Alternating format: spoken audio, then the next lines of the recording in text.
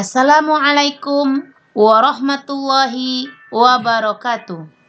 Puji dan syukur kehadirat Allah Subhanahu wa Ta'ala. Salawat dan salam untuk Nabi besar kita, Nabi Muhammad Sallallahu Alaihi Wasallam. Ananda semuanya, pada pertemuan kali ini kita akan membahas tentang surat Al-Furqan ayat 63 dan surat Al-Isra ayat 27 tentang rendah hati, hemat, dan hidup sederhana.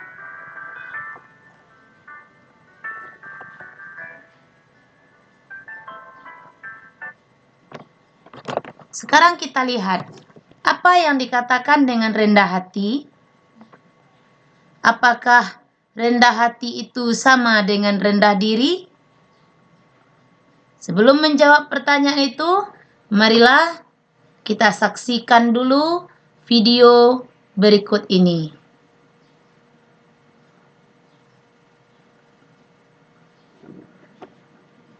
Capung yang rendah hati. Suatu pagi, semua hewan sudah berkumpul di taman untuk menyaksikan adu kecepatan antara capung dan burung pipit. Pipit, tunjukkan kepada si capung kecil itu bahwa kita para burung lebih hebat dari mereka. Kamu harus memenangkan pertandingan ini, ucap seekor beo. Tenang saja, Beo. Aku akan mengalahkan hewan kecil itu dengan satu kepakan sayap, jawab Pipit. Capung hanya diam mendengar ejekan dari Pipit. Capung sabar dan tidak marah. Teman-teman Capung berusaha menghibur Capung agar tidak patah semangat. Semangat Capung, kamu hanya perlu terbang hingga garis akhir. Terbanglah dengan hati-hati ya, ucap seekor kumbang. Pertandingan pun dimulai. Capung dan Pipit harus terbang mengelilingi kebun anggur di taman. Hewan yang tiba di garis akhir lebih dahulu akan dinyatakan sebagai pemenang. Pipit mengepakkan sayapnya dengan cepat dan berhasil mendahului Capung. Capung pun tertinggal cukup jauh di belakang Pipit. Walaupun demikian, Capung tidak menyerah. Ia tetap mengepakkan sayapnya dan berusaha terbang mengejar ketinggalan. Capung terbang dengan cepat, tetapi tetap dengan hati-hati. Saat mendekati garis akhir, Pipit semakin mempercepat kepakan sayapnya. Namun, Pipit menjadi panik saat melihat ada batang tanaman anggur yang menjalar di depannya.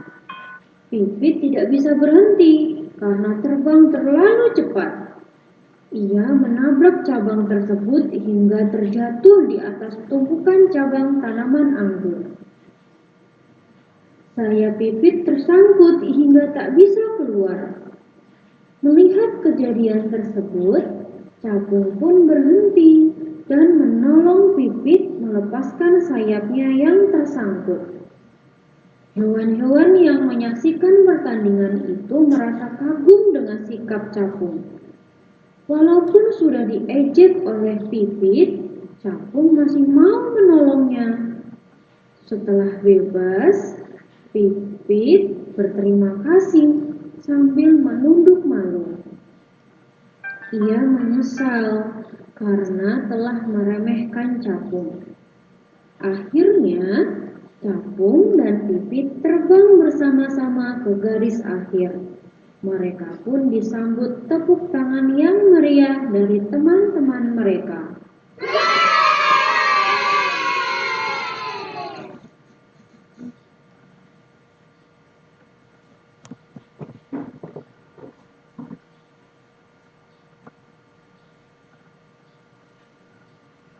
Nah, dari video tersebut, Ananda semuanya sudah pasti bisa membedakan mana yang rendah hati, mana yang rendah diri.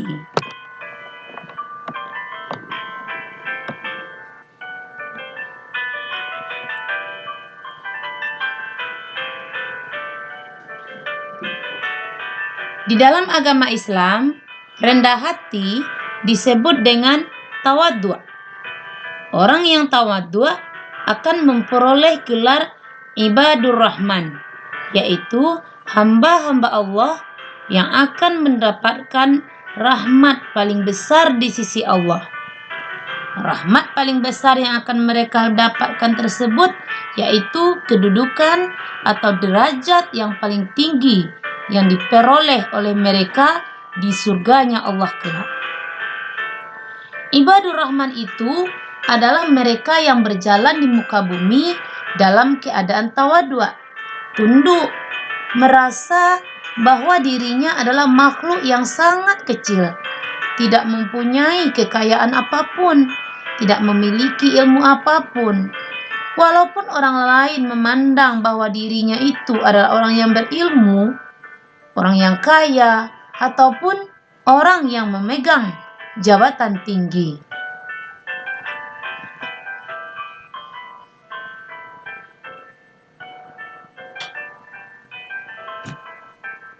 Ananda semuanya, sekarang kita lihat dalil yang menjadi landasan sikap rendah hati ini, yaitu surat Al-Furqan ayat 63.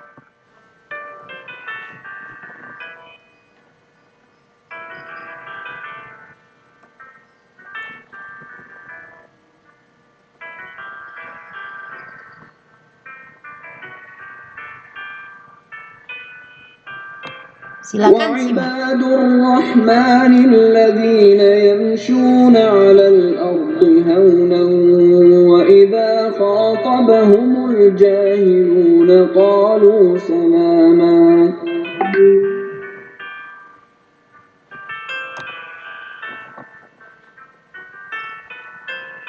Adapun yang menjadi arti atau terjemahan dari surat Al-Furqan ayat 63 yaitu, dan hamba-hamba Tuhan yang Maha Penyayang itu adalah orang-orang yang berjalan di atas bumi dengan rendah hati, dan apabila orang-orang jahil menyapa mereka, mereka mengucapkan kata-kata yang mengandung keselamatan. Nah, apa yang menjadi kandungan dari ayat tersebut? Dalam ayat tersebut dikatakan bahwa orang yang memiliki sifat tawadhu' akan menyadari bahwa semua kenikmatan yang didapatnya bersumber dari Allah Subhanahu wa Ta'ala. Pemahaman tersebut akan menjauhkan dirinya dari kesombongan dan merasa lebih baik dari orang lain, tidak merasa bangga dengan potensi dan prestasi yang sudah dicapainya, selalu menjaga hati dan segala amal solehnya dari segala sesuatu selain Allah Subhanahu wa Ta'ala, dan tetap menjaga keikhlasan amal ibadahnya hanya karena Allah Ta'ala. Sekarang kita lihat hadis tentang rendah hati yang diriwayatkan oleh Imam Muslim, yaitu Innallaha auha ilayya an tawadhu, yang artinya sesungguhnya Allah telah mewahyukan kepadaku supaya bertawadhu atau berendah diri. Diriwayatkan oleh Imam Muslim dalam sahihnya. Nah, sekarang kita lihat rendah hati itu seperti apa sih? Seperti apa contoh perbuatannya? Nah, kita lihat yang pertama. Di sini nampak gambar seseorang yang memegang piala. Apa artinya? Misalnya ada seorang siswa yang juara, selalu belajar dengan baik dan bersungguh-sungguh. Namun dia tidak merasa bahwa juaranya itu didapatkan karena dirinya, tetapi dia merasa bahwa ilmu yang dimilikinya masih belum seberapa dibandingkan dengan ilmu Allah Subhanahu wa Ta'ala. Jadi dia merasa juara yang diperolehnya karena Allah lah yang memberi.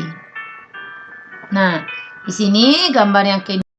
Pada gambar yang kedua ini bisa kita lihat Anak-anak yang saling berpegangan tangan, saling tersenyum, saling tertawa satu sama lain. Nah, ini menandakan bahwa mereka suka membantu teman, tidak pernah pilih teman, tidak sombong, walaupun sebenarnya mereka berbeda-beda dalam kehidupan ekonomi mereka. Nah, kemudian di sini bisa kita lihat bagaimana seorang anak yang bersikap baik kepada orang yang lebih tua, menghormati dan menghargai. Nah, sekarang kita masuk ke dalam materi yang kedua, yaitu hemat dan hidup sederhana. Apakah hemat sama dengan pelit? Atau apakah hemat itu sama dengan kikir? Sebelumnya kita lihat dulu ayat yang menjadi landasan untuk berperilaku hemat dan sederhana. Seperti yang sudah dicantumkan oleh Allah Subhanahu wa taala dalam Al-Qur'an surat Al-Isra ayat 27. A'udzu billahi minasyaitonir rajim. Bismillahirrahmanirrahim. Innal mubadzirina kanu ikhwanasy syayatin.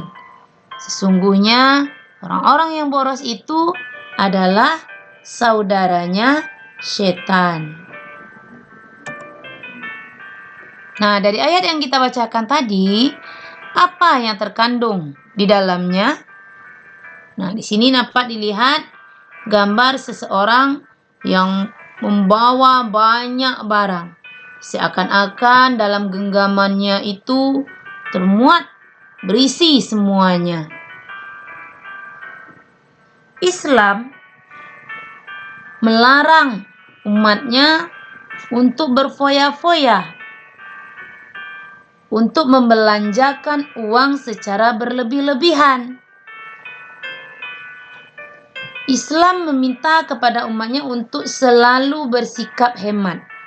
Hemat itu artinya adalah hati-hati dalam menggunakan uang, barang, dan sebagainya. Jadi menggunakan sesuatu harus sesuai dengan keperluan, tidak secara berlebih-lebihan. Nah, disinilah kebalikan atau lawan dari sikap hemat itu adalah boros. Boros itu artinya apa? Iya, berlebih-lebihan dalam menggunakan uang, barang, dan sebagainya. Sekarang kita lihat bagaimana sih caranya agar kita bisa hidup hemat dan sederhana. Yang pertama, kita lihat dulu cara kita makan atau minum.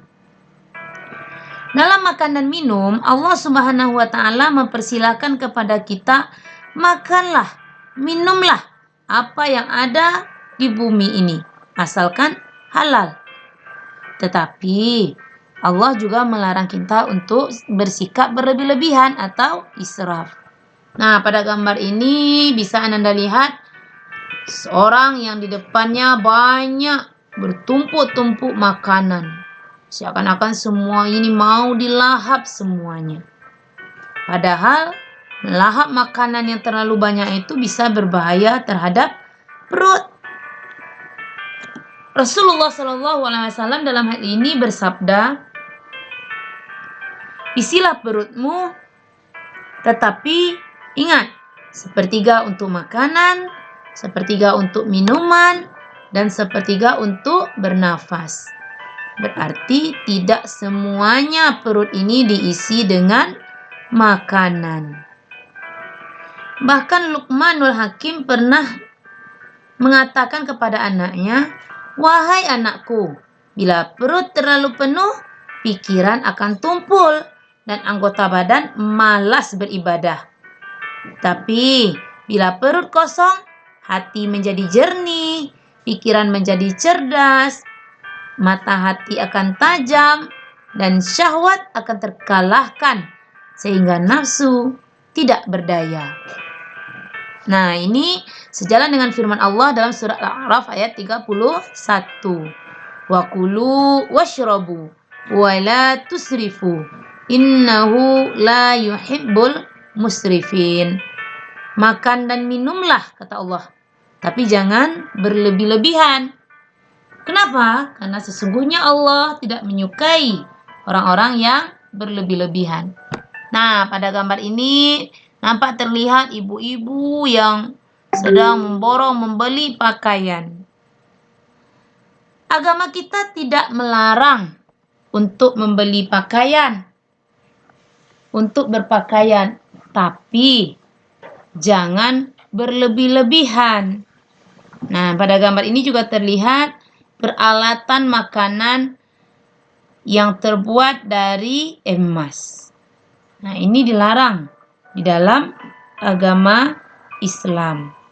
Islam melarang menggunakan perabotan dan membuat perabotan rumah tangga yang terlalu mewah, seperti piring, sendok, dan perabotan lainnya dari bahan emas dan perak. Kenapa? Karena ini dapat menyakiti hati orang-orang yang fakir dan miskin, yang jangankan peralatan untuk makan saja mereka susah untuk mendapatkannya.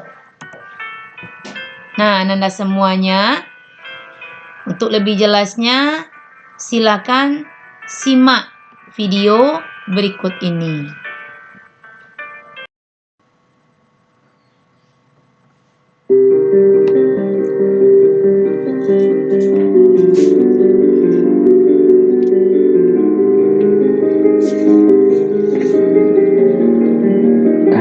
Saya ingin membahas gaya hidup yang boros. Pertama-tama, ketahui dulu definisi gaya hidup.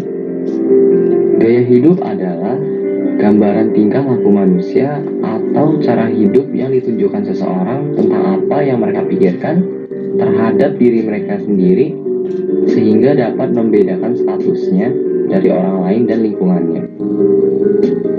Contoh gaya hidup itu seperti gambar yang kalian lihat di video ini. Apakah gaya hidupmu boros? Saya ingin kamu mengoreksi dirimu. Contoh gaya hidup boros itu seperti membeli barang bermerek yang tidak terlalu dibutuhkan, menghabiskan semua uang dalam sebulan, tidak mau menabung, dan lainnya. Apakah hal tersebut ada dalam dirimu? Jika ada, kamu datang di video yang tepat. Pasti kamu pernah mendapatkan uang, kan? Seperti dapat uang dari pekerjaan, dari bisnis, jualan, maupun uang jajan dari orang tua. Sekarang saya ingin bertanya pada kalian, apa yang kamu gunakan dengan uang tersebut? Apakah hanya untuk kebutuhan, atau digunakan juga untuk keinginan? Pastinya rata-rata manusia menggunakannya untuk kebutuhan dan keinginan. Ada suatu hal yang ingin saya sampaikan. Kamu harus bisa membedakan yang mana kebutuhan dan yang mana keinginan. Dalam penggunaan keuangan, khususnya di bagian keinginan. Sebaiknya kamu dapat mengatur pengeluaran keinginanmu, jangan sampai kamu tidak memiliki sisa uang atau tidak menabung. Jika kamu mendapatkan uang, cobalah untuk menabung uangnya supaya untuk masa depanmu. Cobalah untuk menerapkan gaya hidup sederhana sebelum semuanya terlambat. Gaya hidup sederhana itu jauh lebih baik daripada gaya hidup boros. Jadilah manusia yang rendah hati, jangan membiasakan diri menghabiskan semua uang yang kamu miliki. Jangan menghabiskan uang hanya untuk keinginan. Jangan dihabiskan hanya untuk pamer. Bisakah kamu mengurangi keinginanmu mulai dari sekarang? Saya ingin mengingatkan bahwa gaya hidup boros dapat membuat hidupmu menjadi susah. Mungkin tidak sekarang, tapi itu mungkin saja akan terjadi di masa yang akan datang. Kecuali kamu sudah bisa menghasilkan uang ratusan juta. Tapi kalau pendapatan masih kecil, masa pengeluarannya mau boros-boros? Gak takut. Coba pikir deh, gimana kalau nanti ada biaya kejadian yang tak terduga yang tidak bisa kamu bayar? Bahaya banget kan? Kamu harus menerapkan kan rutin menabung sejak dini. Kamu harus membiasakan menyisihkan uang pada hal yang tidak terlalu penting. Kamu juga harus menurunkan level gaya hidupmu yang boros mulai saat ini. Tidak menunda-nunda, tapi mulailah sekarang. Mungkin gaya hidup boros bisa membuatmu lebih keren daripada teman-temanmu. Bisa membuat statusmu jauh lebih tinggi dari mereka. Tapi kamu harus tahu, semua barang itu akan mengalami penurunan atau penyusutan nilai seiring berjalannya waktu. Atau yang biasanya disebut dengan liability. Daripada memamerkan kepada orang-orang, lebih baik uang tersebut diinvestasikan menjadi aset, sehingga nilai dari uang yang kamu investasi akan terus meningkat nominalnya di masa depan. Sampai sini paham maksudnya? Mungkin dari kalian ada yang bertanya, "Kak, kalau teman-teman saya ngejauhi saya gimana?" Sebenarnya jawabannya ada di dirimu sendiri. Lebih pilih mana, masa depanmu atau temanmu? Biasanya teman yang seperti itu jenisnya adalah teman yang tidak berkualitas. Dia hanya menemani jika kamu sedang memiliki uang. Daripada kamu berfoya-foya membeli barang yang tidak jelas, berhura-hura dengan teman, meninggikan merek, dan sebagainya, gunakanlah uang sebijak-bijaknya. Cobalah untuk menahan diri supaya bisa keluar dari kehidupan borosmu. Silakan klik link di pojok kanan atas jika kamu ingin tahu cara menahan diri. Ayo, mulai saat ini, matikan gaya hidup borosmu agar kamu tidak jatuh miskin di masa depan. Mulailah mengubah pola pikirmu menjadi lebih baik, menjadi orang yang kaya, daripada terlihat seolah-olah seperti orang kaya. Berhati-hatilah, mungkin sekarang kamu bisa hidup berkecukupan, tapi kita tidak pernah tahu kejadian hari esok.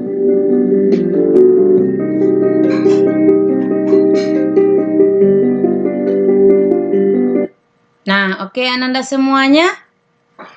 Banyak yang bisa kita ambil pelajaran dari video tadi. Memang, dalam melakukan hidup hemat, kita tidak selalu mendapatkan manfaatnya secara langsung. Namun, dampaknya akan kita rasakan di kemudian hari. Bak kata pepatah, berakit-rakit ke hulu, berenang-renang ke tepian. Bersakit-sakit dahulu, bersenang-senang kemudian. Demikianlah materi kita pada hari ini. Mari amalkan ilmu yang didapat. Karena ilmu apabila tidak diamalkan, laksana pohon yang tidak berbuah. Wabillahi taufik wal hidayah. Assalamualaikum warahmatullahi wabarakatuh.